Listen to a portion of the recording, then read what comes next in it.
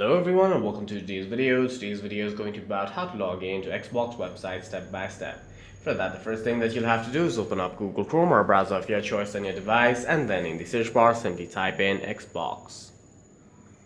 You can then hit go or enter on your keyboard and then tap on the first link. Then hit me at the top right of your screen. If you're already signed in with a Microsoft account over here on your device, Xbox will simply use that account to sign you into Xbox.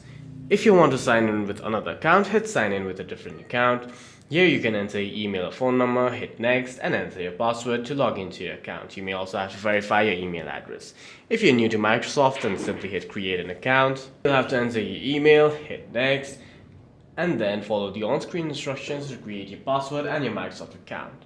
You'll then automatically be logged into the device that you're trying to create your account on, but if you want to use some other device, then you'll have to follow the instructions given to you earlier.